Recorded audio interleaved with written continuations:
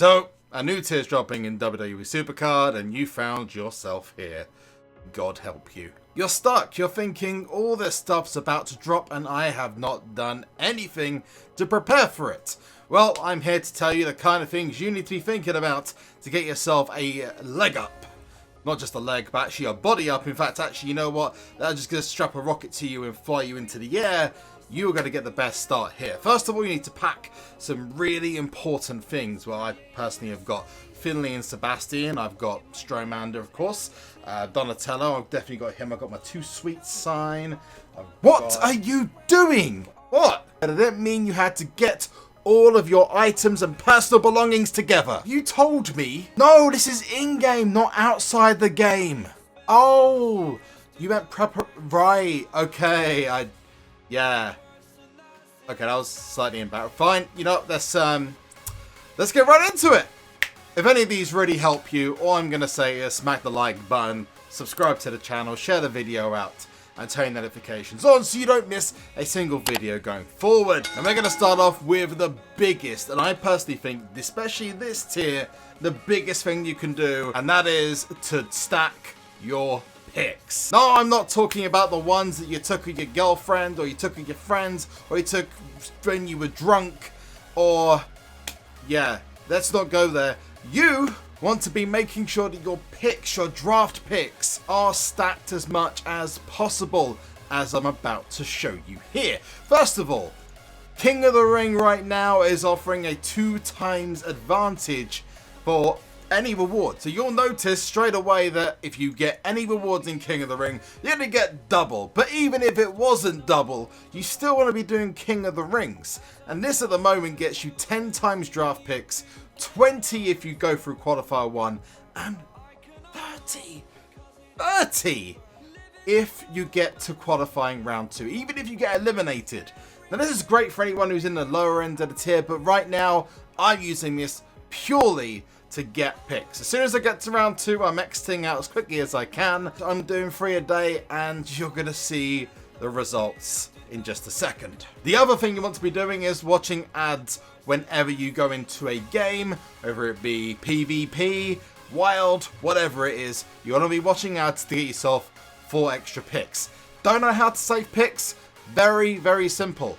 When you come to the end of the game and the draft board's up, you just quit the game. Literally, that's it. Start again. You won't be able to go over 50 picks unless you've got the King of the Ring rewards or you get something from the login bonus. But you won't be able to collect any more if you're playing games like War or Royal Rumble, Wild Mode, etc. Also, save those precious picks you're getting from login bonuses, challenges, etc. Trust me, you will thank me later. See what I've got here, 252. I'm about to watch another ad that I said earlier on, and I'm hoping to get somewhere around the region of about 1,000 plus draft picks so that I can potentially get myself a lot of resets. That's going to get me off to a massive start in the new tier. Now, the next thing you want to do is save your credits as much as possible. All these little offers, etc., all these things that are 20, 30, 40% off, unless they're specifically stuff you need, I wouldn't go for them, because every card you get is not going to be as beneficial the second that whatever tier it is, whether this is now or in the future, when it drops. You could be using 2,500, 5,000 credits, not only to buy yourself a nice little pack, but you could also be using it to spend on the first or second event. And that is crucial. This one is a doozy, and if you haven't thought about this already, now I'm here to tell you about it.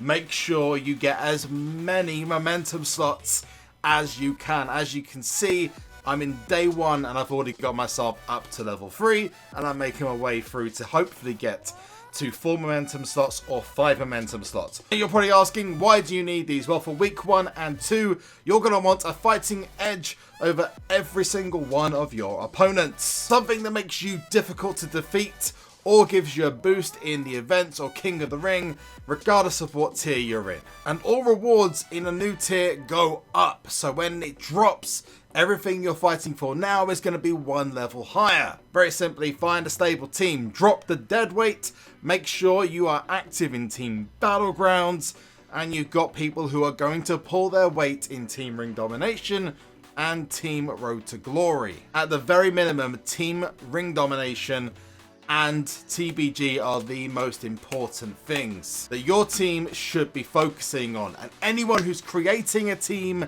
I'm going to tell you this now, don't necessarily search for people who are in your tier.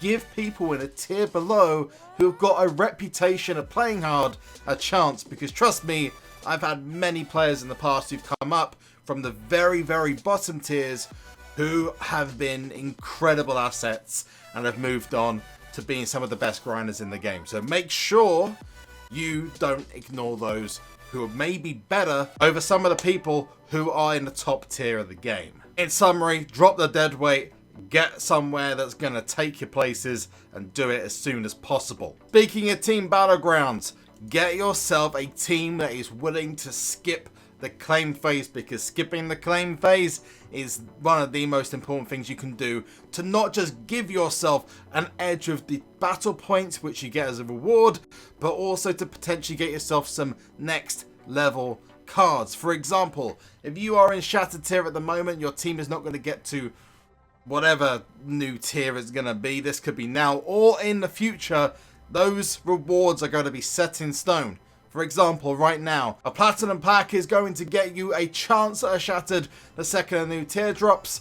That is going to be a guaranteed Shattered and 2 guaranteed Neon cards. So you want to be getting yourself into a team that the second it is over are willing to come out the claim phase. Don't know how to do that? Well, I'm about to give you a guide. To do this, you just need to disband the team the second the claim phase starts. You can't do this during a team event whilst team event's running, but you can do this outside of that as long as you're in the claim phase or you're not in a TBG at all. Once all your players are back in the team, you can start a new Team Battleground immediately. The only thing to warn you about this is if you do it, you are going to lose any progress you've made in the Team Battleground leaderboard. But let's be honest, who really cares about that anyway?